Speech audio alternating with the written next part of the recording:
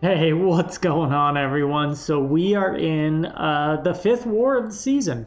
I've been having an absolute blast making these videos. My passion for the game and for war is very strong. So we have Ultron on our first fight here, and we actually are bringing Falcon for this fight. I boosted up pretty heavy. I have an invul boost. He is a meta defender, and that's why we're bringing Falcon. Pretty basic fight. I'm just going to try to lock on here. And I actually play, I think, a little bit too aggressively at the beginning because he gets an auto block on us, even with all that ability accuracy reduction.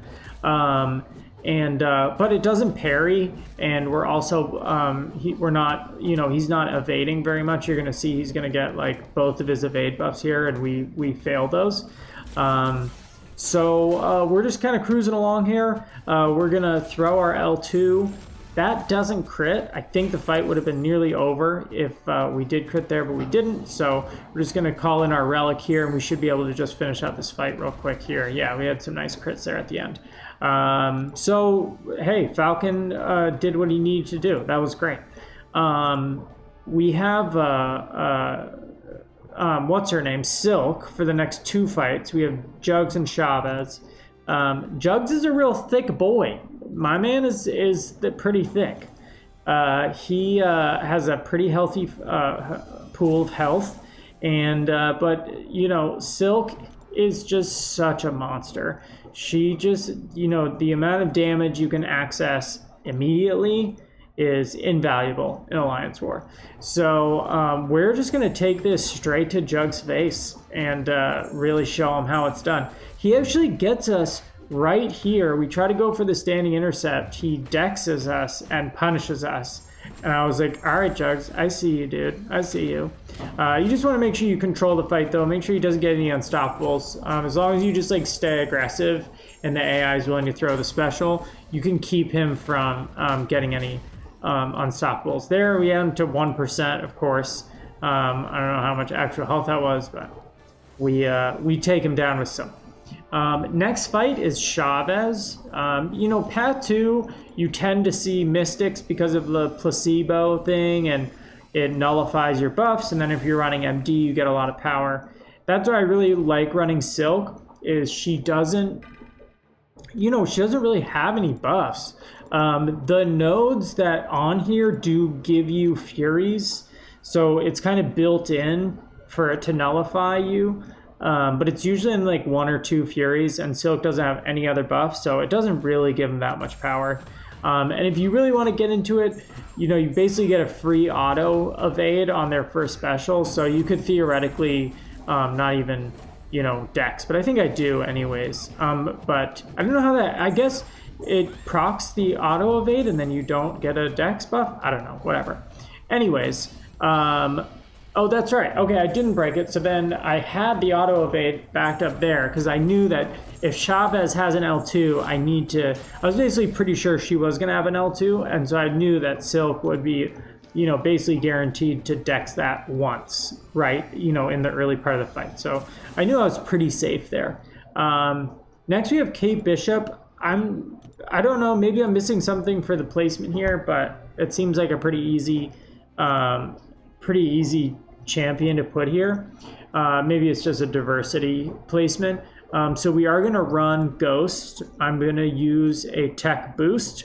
I always use as many items as possible for every war, no matter what. It doesn't matter if it's an easy fight, hard fight, I'm boosting up exactly the same every time. And I usually, the boosts usually work out where I just have enough all the time. Usually. Last war, I was actually tight on items, but then, rotated and we were able to get some more. So when you're running Ghost without Wasp, you just need to basically get up to the L2, hold block, wait for them to rush you, and then go into your L2. Or beta heavy, which is what I do here. The tech boost is going to get me back up to an L2. I hold block, wait for another heavy. That's definitely like the absolute safest way, is just to let him hit into your block if that can be allowed, considering the node interactions, and just bait out the heavy, drop your L2 that way. Next up, we have Zemo, who actually can be difficult here, depending. Now, with a tech boost with Ghost and a Power Start 1, it actually doesn't matter. But again, still, I'm going to always play it super safe. Even though I didn't necessarily need that potion, I'm totally potting up all the way. And I think the only thing you have to be concerned about here is Scared Stiff. That's the root. I've said that several times in previous videos. I think I fought Zemo a couple wars ago. But we're just going to go 2 hits into the phase, a couple more, wait for that heavy, drop this L2, have another L2, and he actually throws his L1. So we're like, all right, fine. I'm going to bait out either a medium or a heavy there. Boom, boom. Ghost handles it. The Deathless season continues. That is, you know, that is so great. That's why I play Alliance War. You know, I have had one Deathless season in my entire career, and I would like to go another Deathless season, but have it be totally uploaded to YouTube, have all the evidence.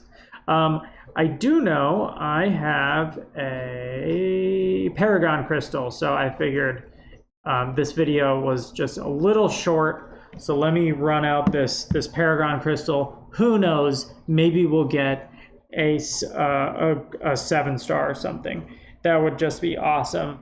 Or some sort of Nexus, 6-star Nexus. We get a 6-star Loki. You know, as far as pulls from this crystal are concerned, that's, you know, by far not the worst. We get some ISO and we get some 7-star shards. So that is an overall win. Well, guys, thank you so much for watching. I really appreciate you all. I love you. And I'll see you guys around. Check you guys later. Peace.